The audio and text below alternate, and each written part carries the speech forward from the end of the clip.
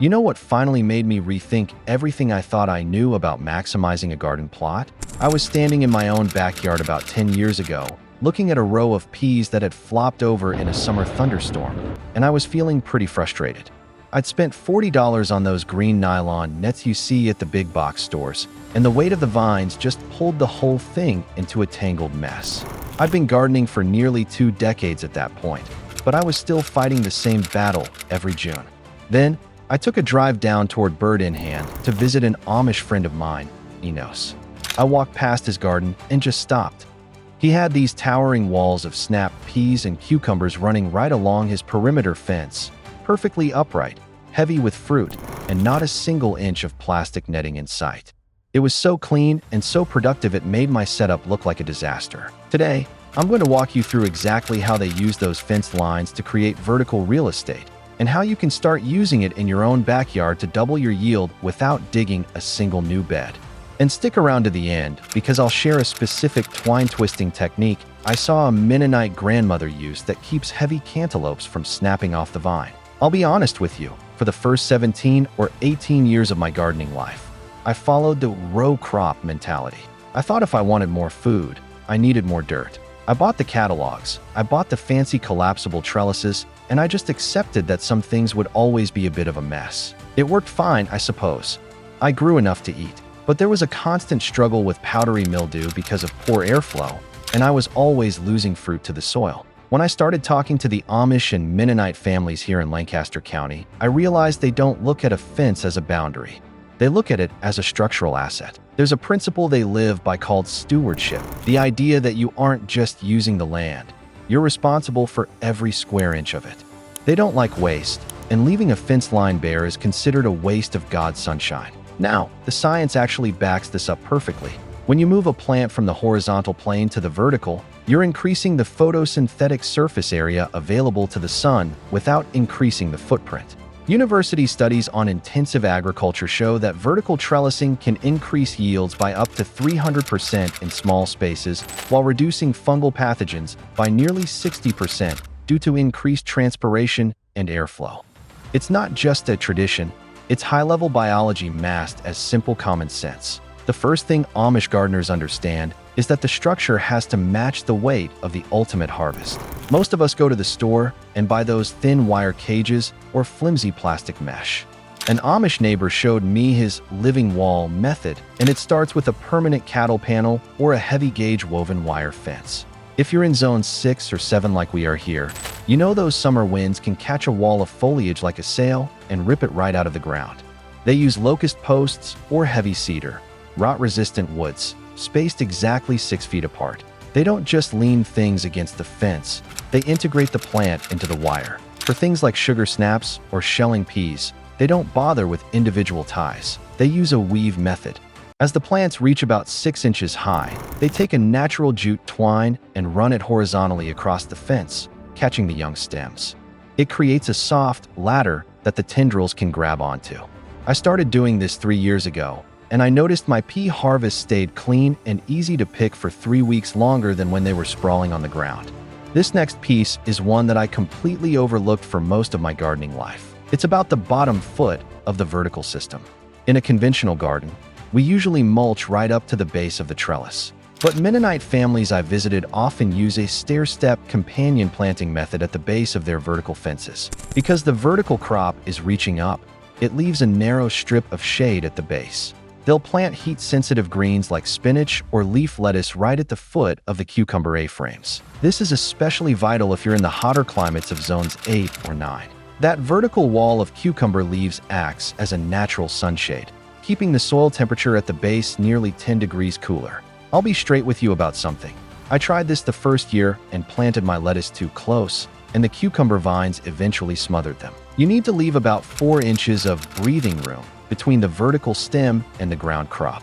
But once you find that balance, you're essentially getting 2 crops out of the exact same square foot of soil. Now, here's where the Amish approach really comes together as a system. They don't just grow up for the sake of space.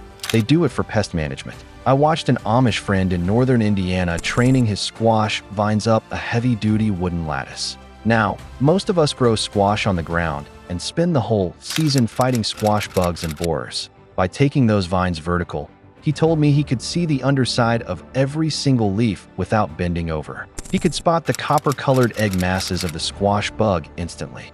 It turns a back-breaking chore into a simple walk-past inspection. He also used a specific spacing, leaving at least 12 inches between the vertical walls of foliage. This ensures that even on a humid July morning, the dew dries off the leaves by 9 a.m. I've adopted this for my pole beans, and the reduction in bean rust was almost immediate. I want to be upfront here because I think honesty matters more than hype. Realistic first-year expectations for vertical squash are that you'll still see some pests. It's not a magic shield, but your ability to manage them is so much higher that you'll likely harvest twice as much usable fruit. If this approach to gardening resonates with you and you want more of these traditional methods that actually work, hit that subscribe button. I've got a lot more of these coming. Now let's keep going. This next step is where things really start to look different from a conventional garden. It's the hanging sling for heavy feeders. When you're growing things like cantaloupe or even small pumpkins vertically, which the Mennonites often do to keep them away from ground hogs, the weight of the fruit will eventually pull the vine apart. Conventional gardeners might try to use duct tape or plastic ties. The method I learned involves using old burlap or even scrap cotton fabric. You create a small hammock for each individual fruit and tie it directly to the fence or cattle panel. This transfers the weight of the melon from the delicate stem to the sturdy fence post. I'll be honest with you, it looks a little bit funny the first time you see a row of melons in hammocks, but I haven't lost a single heavy fruit to drop since I started doing this. It works beautifully in the shorter growing seasons of zones 3 through 5 because the extra heat reflected off the fence line or a nearby building helps the fruit ripen faster than it would on the cold ground.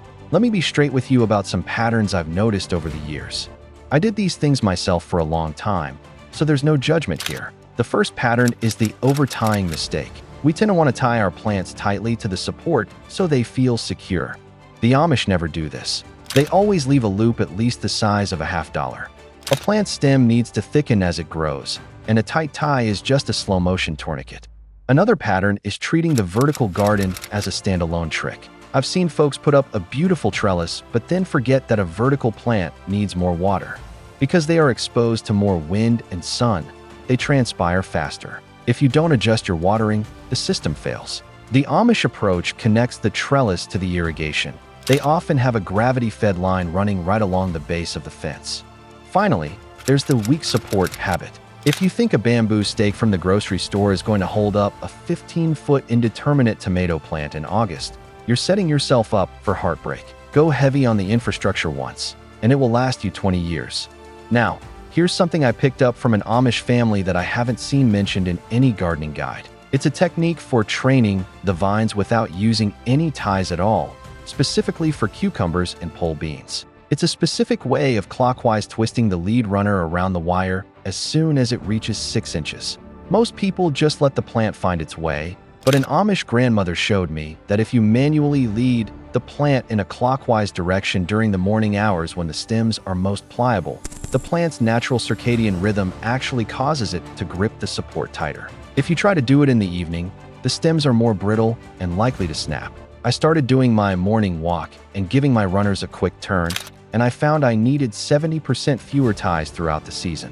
It's a tiny, simple thing that costs nothing but saves hours of work later on. That's what I've learned from Amish and Mennonite gardeners about the power of the fence line. It's about more than just saving space. It's about observation, stewardship, and working on the tendency of these plants to keep them healthy and productive. If any of this changed how you think about your garden layout, I'd love to hear about it in the comments. Have you ever tried taking your squash or melons vertical?